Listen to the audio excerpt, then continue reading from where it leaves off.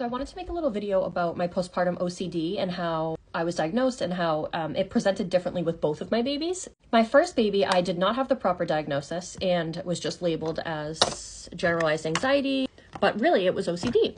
And the way it presented with her, I had intrusive thoughts about other people harming her. Nonsensical thoughts, people that I loved harming her. If somebody would like carry her into the other room and I couldn't see her, I would like full on have a panic attack. I had a lot of trouble like leaving her when I had to go back to work with our moms. I was always like thinking something bad was going to happen and like really obsessively checking the cameras and, you know, blah, blah, blah.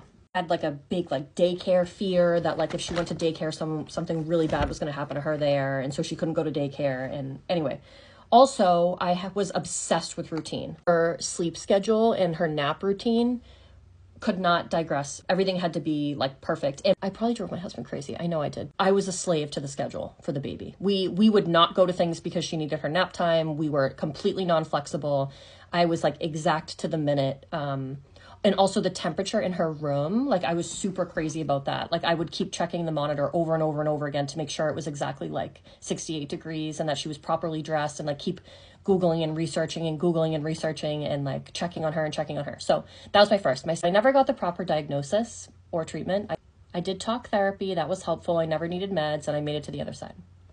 But then my second child, the OCD really flourished. It really took over. So I had harm OCD and intrusive thoughts about somebody harming her, but I also had intrusive thoughts about me harming her. And that was really awful. Like I became like really obsessed with postpartum psychosis because I do have a lot of mental health stuff in my family. And I knew that I had struggled the first time. And I think it was a legitimate concern, obviously, because I ended up in the psych hospital. But I kept Googling and like reading all these stories about psychosis. And I had an obsession with losing my mind, losing control, and that I would act on my intrusive thoughts, which was awful and so debilitating. So anyway, I decompensated to the point where like I could not be alone with her.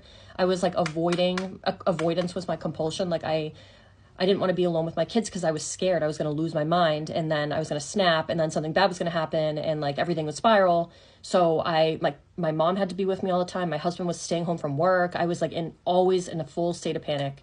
And then I like stopped sleeping and everything and blah, blah, blah. And I went to the hospital, yada, yada. But then I got the proper diagnosis of postpartum OCD. And like when I read about it, I was like, oh yes, this is me. This is me. And I got treatment on meds. I did like the proper therapy for me, which was exposure response prevention. And now I'm like a whole lot better. What a wild ride.